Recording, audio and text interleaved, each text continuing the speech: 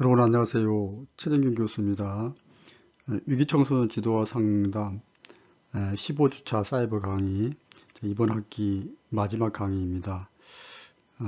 오늘은 우울 위기청소년 지도와 상담에 관하여 학습하도록 하겠습니다.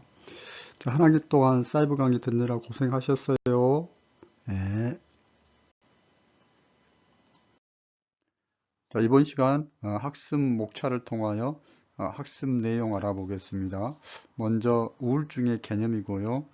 두 번째 청소년 우울증의 특성, 세 번째 우울증 관련 요인입니다. 원인에 대해서 학습하고요. 끝으로 청소년 우울증의 대처 방안에 관하여 학습하도록 하겠습니다.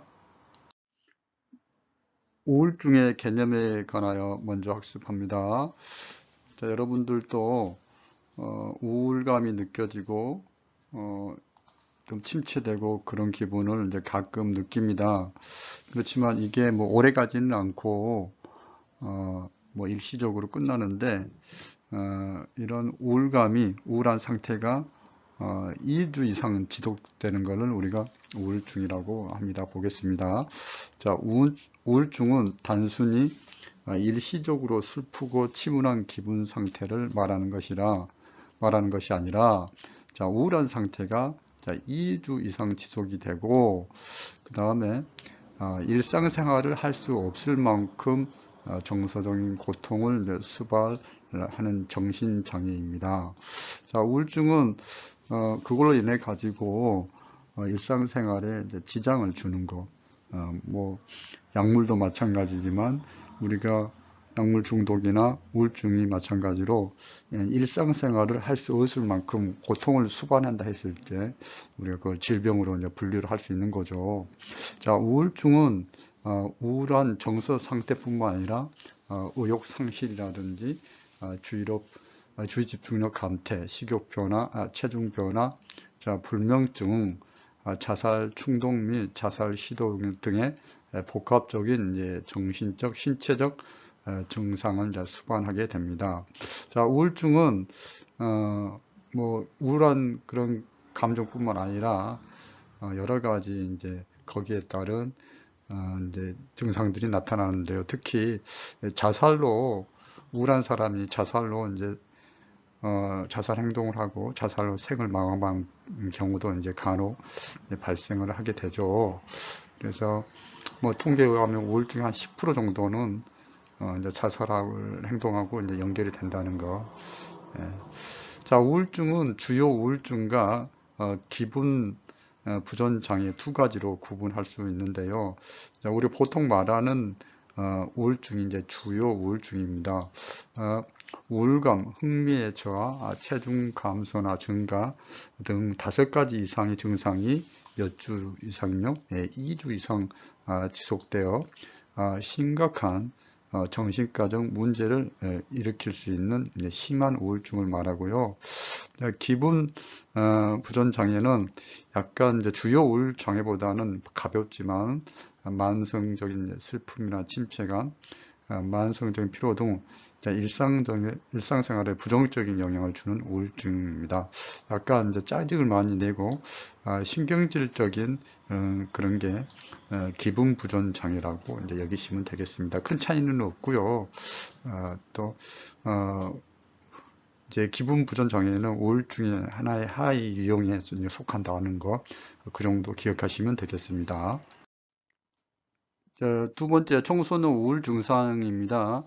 청소년기 우울증은 자기 비하감, 죄의식, 애곡된 사고, 여기까지는 이제 인지적인 측면이죠. 그리고 이제 심리적이고 신체적으로 극심한 무력증, 그리고 피로감, 권태감, 체중 증상 및 충동적인 행동을 수반한다. 자, 이런 이걸 우리가 이제 1차적인 이제 증상이라고 한다면, 여기에 따른 이제 이제 부적응 행동들이 또 나타나게 되는데요.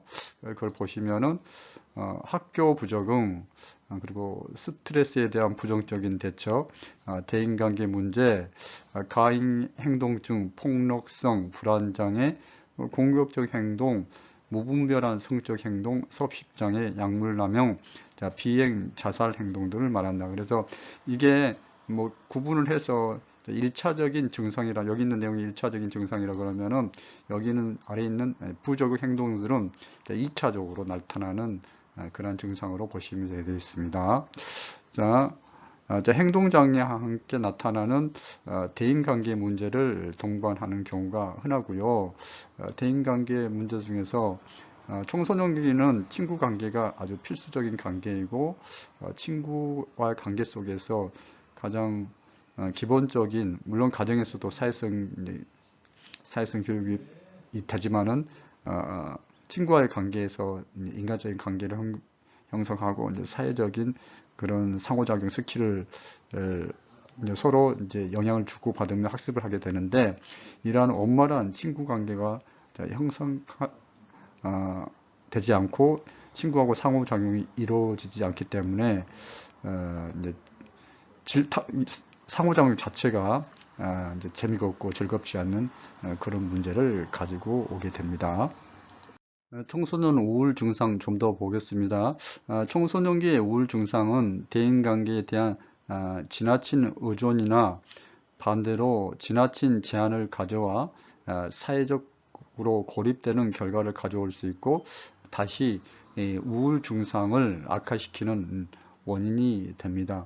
그래서 우울한 청소년들은 상대방에게 그게 가족이든 친구든 지나치게 의존하거나 아예 반대로 이제 만남을 제한하고 그런 어떤 상반된 그런 태도를 보이는데요. 자, 이런 청소년기의 우울 증상은 친구 관계뿐만 아니라 가족 관계에 포함한 대인 관계에 중요한 영향을 미쳐서 사회적 기능에 손상을 가져오게 된다. 말이 이제 좀 어렵게 느껴지실 텐데, 사회적인 기능이란 것은 다른 사람과 대인 관계하고 상호작용하는 것들, 그렇죠. 거기에서 자기 의사 표현을 하고 합리적인 결정을 하고 이런 것들이 다 사회적인 기능입니다. 자, 이런 기능에 이제 손상을 가져오게 된다는 거죠.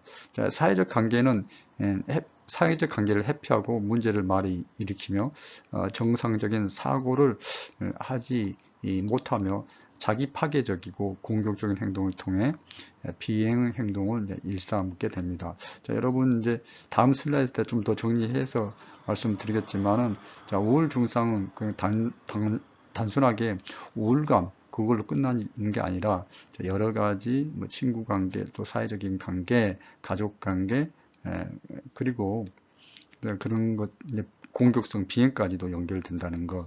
더불어서 성인기에 나타나는 사회적, 정서적, 행동적 부조금의 문제와 유발과 관련이 있다. 즉, 이 얘기가 무슨 얘기냐? 청소년기의 우울증을 경험한 사람은 그렇지 않은 사람에 비해 성인이 되어서 우울증을 경험할 확률이 높다. 자, 약물 오남용도 마찬가지입니다. 청소년기에 약물 오남용을 하게 되면은 성인기에도 더욱더 거기에 의존하고 약물에 이제 중독될 수가 있는데요. 자, 우울증을 경험한 사람도 성인이 되어서 우울증을 경험할 확률이 이제 매우 높게 나타납니다. 자, 앞서 말씀드렸던 청소년 우울 증상에 대해서 도식화된 내용을 통해 가지고 다시 이제 정립을 해 드리도록 하겠습니다. 자, 보통 이제 우울 증상이라는 걸 이제 우리 1차 증상이라고 그렇게 표현을 하겠습니다. 자기 비하고 죄의식을 느끼고 애곡된 사고, 이런 여기까지는 자기를 비하고 죄의식, 애곡된 사고, 이런 것들은 이제 사고적인 측면, 인지적인 측면에서의 이제 우울 증상이라고 할 수 있고, 무력감, 피로감, 권태감, 신체 증상, 이런 것들이 심리적, 신체적으로 나타난다는 게, 우울 증상은 이제 인지적인 측면과 심리적인 측면, 그리고 신체적인 측면에 다 나타나서 우울 증상이 나타나는데, 우리가 그걸 이제 1차 증상이라 하고, 기본적인 1차적인 우울 증상에 따라서 부적응 행동을 보이게 됩니다. 그래서 이런 학교 부적응, 뭐 스트레스에 대한 부정적인 대처, 대인관계 문제, 그래서 대인관계 문제는 사회적인 기능 손상까지 이어지고 폭력성, 불안장애, 공격적 행동, 약물 나온 비행, 자살 행동 등까지로 이어지는 부정적 행동을 하는데 우리가 그걸 2차 증상이라고 정의를 하도록 하겠습니다. 저는 이런 1차 우울 1차적인 증상, 2차적인 증상은 우리 청소년들을 고립되게 만듭니다. 고립이 되면은 다시 또 이러한 증상, 2차적인 증상 내지는 또 1차적인 증상이 반복적으로 일어남으로써 악순환 되는 거죠. 고립이 되면 더욱더 이런 부정적인 행동을 하고 부정적인 행동을 또 고립하게 만드는 이런 악순환적인 순환 고리에 있다는 거. 우울 증상을 기본적인 우울 증상에서 부정적인 행동을 보이고 그 기본적인 우울 증상은 이제 1차적인 증상이라 하고 부정적인 행동을 2차적인 증상을 했을 때 이러한 결과에 따라서 우리 청소년들은 고립이 되고 또 고립은 다시 또 부정적인 하는 이런 악순환에 빠져 있다는 게 우울 증상에 대해서 이제 도식화 시켜서 여러분들한테 말씀드렸습니다. 청소년 우울 증상에 대해서 기본적인 우울 증상과 거기에 따른 부적응 행동에 관하여 말씀을 드렸고요. 자, 일반적인 우울 증상, 뭐 청소년뿐만 아니라 성인들 우리 쉽게 우울 증상을 체크할 수 있는 항목에 대해서 같이 보도록 하겠습니다. 자, 몸에 기운이 없다. 이런 우울 증상이 아주 기초적인 단서가 되는 거고, 집중력과 기억력이 떨어진다, 계산 능력이 떨어진다. 주변에 뭐 지인 가운데 특히 이제 가정에 있는 어머니, 뭐 아버지가 갑자기 집중력이 떨어지고 계산 능력이 떨어진다. 그러면은 한번 우울 증상을 의심해 볼 필요가 있습니다. 뭐 체중이 증가하고 이제 꿈을 많이 꾸는 거, 뭐 저도 꿈을 많이 꾸는데, 자, 특히 이제 악몽을 꾸게 될 경우에는 이제 우울 증상을 의심해 볼 필요가 있고, 뭐 엄마가 예전보다 짜증을 더 많이 내신다. 그러면은 우울 증상을 또 생각해 볼 수가 있겠고요. 그러니까 주변에 이제 청소년들도 짜증을 내고 신경질적인 반응을 보인다. 그러면은 우울 증상을 의심해 볼 필요가 있습니다. 그리고 부정적이고 잘못된 그런 인지 왜곡을 하게 됩니다. 그래서 불평이 많고 부정적인 그런 생각을 한다. 그것도 우울 증상이라고 할 수가 있겠습니다. 자, 우울 장애는 10%가 자살로 생을 마감하는 안타까운 현실이기 때문에 자, 우울증과 자살은 동전의 양면과 같은 깊은 서로 관계가 있습니다. 자, 여러분도 여기 있는 항목을 잘 보시고 몇 가지 정도 해당되는지 한번 체크해 보시기 바랍니다. 자, 세 번째, 청소년 우울증 관련 요인입니다. 먼저 개인적인 요인인데요. 첫째, 비관적인 사고 양식이 우울증과 관련이 있다. 자, 우울증에 쉽게 빠지는 사람은 자신의 처지나 환경 그리고 미래에 대해서 지나치게 비관적이고 생각하는 습관을 가지고 있습니다. 자, 이러한 잘못된 생각하는 습관이 우울증하고 관련이 있다는 것. 두 번째, 낮은 자아 존중감이 우울증과 관련이 있다는 건데요. 자, 우울한 청소년은 자신에 대해 앞서서 말씀드렸지만 비관적이고 부정적인 또 사고 방식을 가지고 있다는 건 이제 1번 내용이 2번하고 연결이 되는 거죠. 그런 결과 자기 자신에 대해서 낮은 자아 존중감을 가지고 있어서 우울증하고 연결이 되고 있습니다. 또 이제 세 번째, 자, 우울한 기분에 반응하는 수동적인 사고 습관이 우울증과 관련이 있다. 자신이 우울한 기분의 원인이나 결과에 대해 계속 신경을 씁니다. 그리고 그거에 대해서 뭐 별거 아니라고 생각을 하고 긍정적으로 반응을 해야 되는데 괜히 집착을 하고 수동적으로 반응해서 자, 우울 증상이 더욱 커지는 그럴 가능성이 크다는 거죠. 그래서 우울한 기분이 들더라도 그 순간의 기분이 이제 우울증으로 변하지 않도록 그런 기분에 대해서 잘 컨트롤 할 수 있어야 되겠죠. 자, 개인적인 요인은 비관적인 사고방식, 낮은 자아 존중감, 그리고 우울한 기분에 대해서 수동적으로 사고하는 잘못된 습관이 청소년 우울증을 증가시키고 있다는 거 말씀드립니다. 자, 청소년 우울증 관련 요인, 학교 요인입니다. 청소년이 경험하고 있는 스트레스 중에서 가장 많이 경험하는 스트레스가 학업 스트레스이죠. 학업 스트레스는 청소년 우울증과 관련된 주요 스트레스 원인이 되겠습니다. 자, 청소년들이 뭐 친구 관계에서도 스트레스를 느끼고, 그다음에 가족 관계, 그리고 뭐 자기 진로 문제, 여러 가지 뭐 정체성 문제 등 여러 가지 이제 사안으로 스트레스를 받고 있는데, 그 중에서도 우울증과 관련된 이제 주요 스트레스가 이제 학업 스트레스가 되겠습니다. 내가 하고 싶은 것을 다 접어두고 많은 시간을 오로지 이제 시험 공부, 학습에만 내몰려야 하는 그런 상황에서 스트레스를 받고, 그런 또 다른 친구들과 경쟁에서 오는 긴장감. 자, 이번에 3등 했는데 엄마는 다음에는 2등하고 1등 가자. 3등도 잘한 거죠. 네, 이런 거. 자, 뭐 긴장의 끈을 놓치지 마. 이번에 3등 했으니까 이제 2등, 1등 가야지. 자, 이런 부모의 지나친 기대에서 오는 갈등 등 복합적인 스트레스는 청소년들을 정신적, 신체적 건강에 부정적인 영향을 미치고, 그게 우울 증상으로 나타나게 됩니다. 자, 입시를 준비하는 청소년들이 경험하는 이러한 심리적, 신체적 증상을 입시병이라고 하며, 입시병의 증상은 우울증의 증상과 일치를 한다는 것. 자, 입시병, 공부를 하면서 오는 스트레스, 그런 것들 종합해서 입시병이라고 하는데, 우울 증상과 똑같습니다.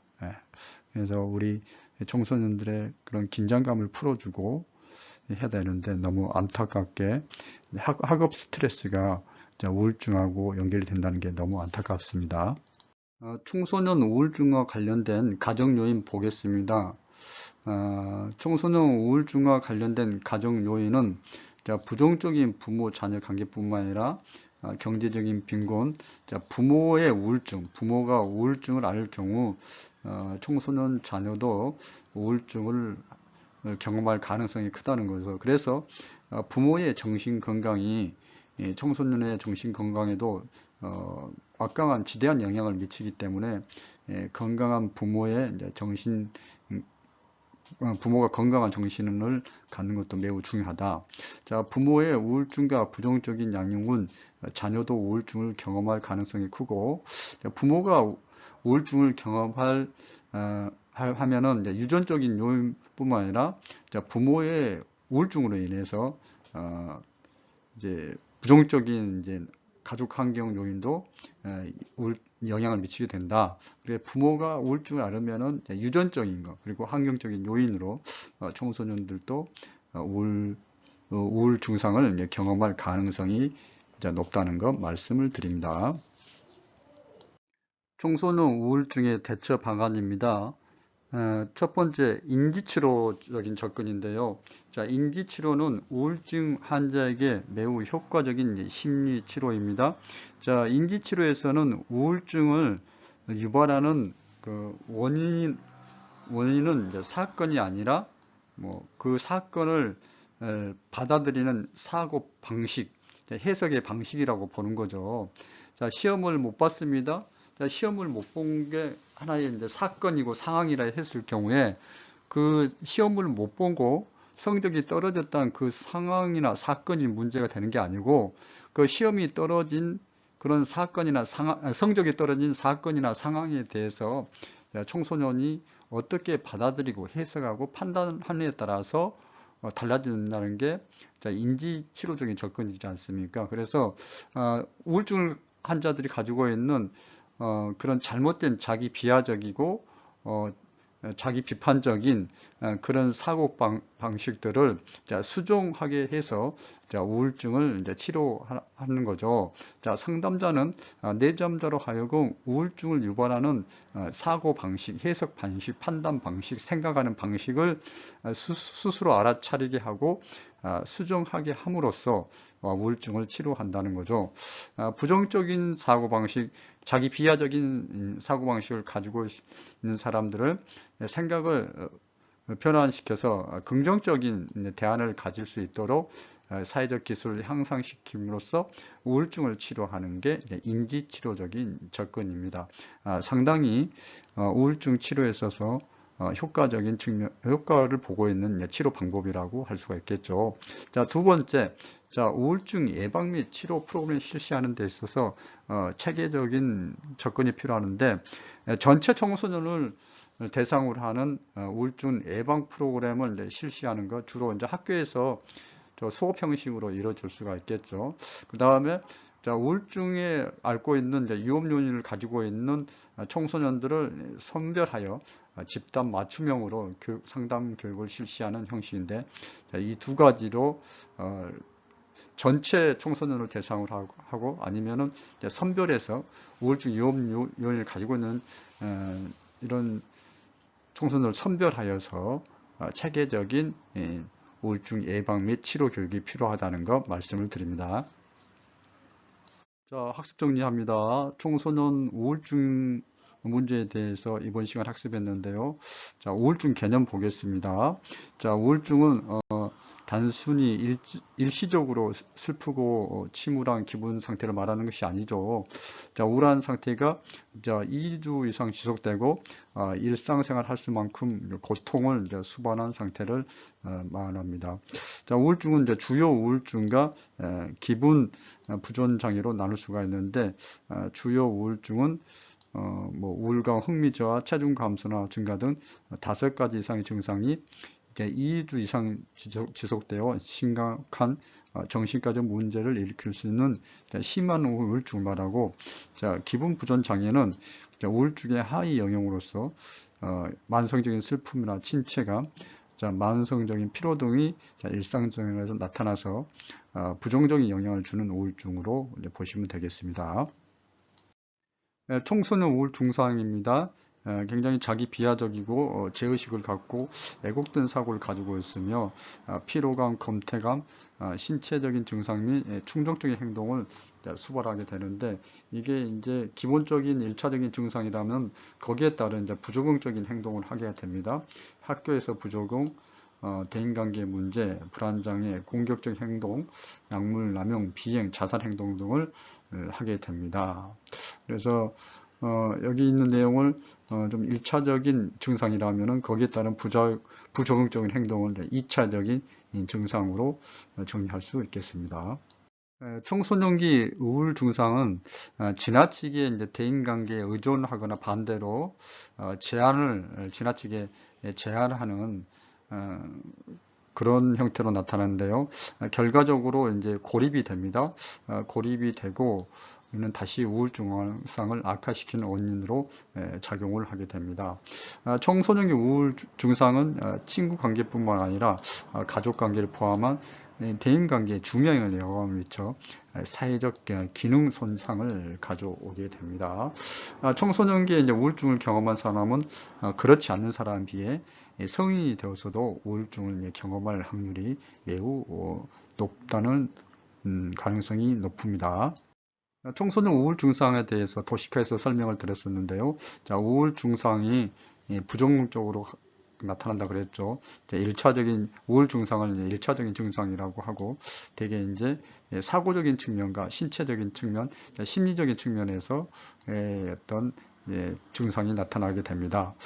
그리고 거기에 따른 이제 다양한 이제 부적응들이 일어나게 되고, 이런 부적응들은 우리 청소년들을 이제 우울이 깊어지면 고립하게 되고, 또 다른 이런 부적응적인 행동을 하고 계속 이런 악순환이 되어서 이제 증상에서 헤어나지 못하는 그러한 이제 구조, 연결 구조를 가지고 있습니다. 자, 여러분들도 이런 우울 증상에 대한 메커니즘을 잘 이해하시고, 지금 우울 증상이 초보적인 우울 증상이 1차적인 초보적인 수준에서 우울 증상이 나타나는지, 아니면은 그게 심해져서 부정적인 행동이 나타났고 그런 상황에서 이제 고립까지 갔는지, 이러한 메커니즘을 잘 이해하시고 청소년을 지도하고 상담하시기 바랍니다.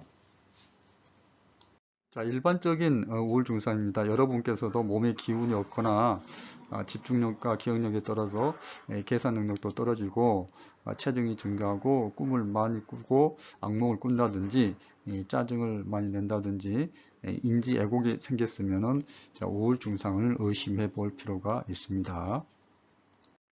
자, 우울증과 관련된 요인, 개인적인 요인, 우울증을 이제 많이 앓고 있는 사람은 상당히 이제 자기 비관적인 사고 방식을 가지고 있다, 사고 양식을 가지고 있다는 거죠. 자신의 처지나 환경에 대해서, 그리고 미래에 대해서 지나치게 비관적으로 생각하는 습관은 우울증을 과 연결될 가능성이 높고, 또한 낮은 자아 존중감도 우울증과 관련이 있습니다. 자, 1차적으로 부정적이고 자기 비관적인 생각은 낮은 자아 존중감을 형성하게 되고, 이게 우울증으로 연결이 된다는 거. 자, 우울한 기분에 반응하는 수동적인 사고 습관이 우울증과 관련이 있다는 거. 자, 우울한 기분에 들더라도 긍정적이고 능동적으로 받아들여야 되는데, 계속 수동적으로 받아들이면 더욱 우울의 늪에 빠져나올 수 없게 됩니다. 다음은 학교 요인이죠. 학업 스트레스가 청소년 우울증과 관련된 주요 스트레스입니다. 그래서 학업에서 오는 입시 경쟁에서 오는 긴장감, 그리고 또 부모의 지나친 기대에서 오는 갈등, 부모님은 계속 해서 좋은 성적을 원하고 또 좋은 대학 가기를 원하고, 그런 지나친 기대가 청소년들은 갈등을 느끼게 됩니다. 즉 이제 그런 심하면은 이제 입시병까지 가게 되는데, 이 입시병이 우울 증상과 똑같습니다. 가정적인 요인입니다. 부모와 자녀가 이제 부정적인 관계뿐만 아니라 이제 가족의 빈곤이라든지 부모의 우울증이 청소년 우울증하고도 연결되는 거고, 부모가 우울증이 있을 경우 뭐 유전적인 요인뿐만 아니라 그로 인한 이제 환경적인 요인도 청소년들의 우울증을 경험할 가능성을 높게 만듭니다. 자, 청소년 우울증의 대처 방안, 인지치료가 아주 좋은 효과적인 심리치료 방법입니다. 자, 우울증을 유발하는 원인은 사건이나 상황이 아니라 그 사건이나 상황을 받아들이는 사고 방식의 문제라고 보는 거죠. 이 잘못된 생각을 바꿔주는 거죠. 잘못된 사고 방식을 고쳐주는 게 인지치료의 이제 핵심입니다. 자, 두 번째, 우울증을 예방할 수 있는 체계적인 교육이 필요하는데, 청소년을 전체 대상으로 하는 방법이 있고 선별하여서 하는 방법 두 가지가 있겠죠. 자, 이번 시간 퀴즈 보겠습니다. 자, OX 퀴즈입니다. 첫 번째 문제입니다. 청소년이 경험하고 있는 스트레스 중에서 가장 많이 경험하는 스트레스가 학업 스트레스며, 학업 스트레스는 청소년 우울증과 관련된 주요 스트레스다. 자, O입니까? X입니까? 자, 두 번째 문제 보시겠습니다. 자, 우울증은 우울한 정서 상태뿐 아니라 의욕 상실, 주의 집중력 감소, 식욕의 변화, 체중의 변화, 불면증, 자살 충동 및 자살 시도 등의 복합적인 신체적, 정신적 증상을 수반하게 됩니다. 자, O입니까? X입니까? 여러분 맞춰보시기 바랍니다. 자, 이번 시간에는 청소년 우울증 문제에 관하여 학습했습니다. 자, 우울증은 이제 사고적인 측면에서 자기 비하적이고 잘못된 이제 그런 생각을 가지고 있는 사람들이 우울증을 걸릴 확률 가능성이 매우 높습니다. 그래서 자, 우울증 이제 치료 접근에 있어서 가장 이제 인지 치료적인 접근이 가장 이제 선호되고 있죠. 자, 우리 청소년들이 가지고 있는 자기 비하적이고 뭐 죄책감을 느낀다든지, 뭐 시험을 잘못 봐서 뭐 힘들고 힘들어하는 거, 자, 이런 잘못된 생각들, 너무나 자기 비하적인 그런 생각들을 고쳐주는 게 이제 인지치료라고 할 수 있습니다. 자, 더불어서 또 인지치료와 더불어서 또 중요한 게 약물치료입니다. 우울증은 이제 심할 경우에는 꼭 심하지 않더라도 지속적으로 약물을 복용할 경우 매우 호전되는 그런 양상을 보이고 있습니다. 그래서 주변에서도 우울증을 앓고 있다 그러면은 가장 먼저 병원에 가서 의사에게 진료를 받고 약물을 복용하는 방법이 아주 이제 효과적이라고 할 수가 있습니다. 그리고 더불어서 뭐 운동요법이라든지 밖에 나와서 이제 활동하는 여러 가지 이제 치료도 도움이 된다고 생각을 합니다. 여러분, 청소년 우울증 문제를 다뤘는데요. 여러분들도 건강하게 우울한 마음이 들지 않도록 그런 자기 비하적인 생각을 버리고 긍정적인 사고를 하시고 또 시간 날 때 운동도 열심히 하셔서 정신과 건강한 상태에서 계속 학업을 진행해 나가시기 바랍니다. 여러분 이번 시간 대단히 수고 많이 하셨습니다. 고맙습니다.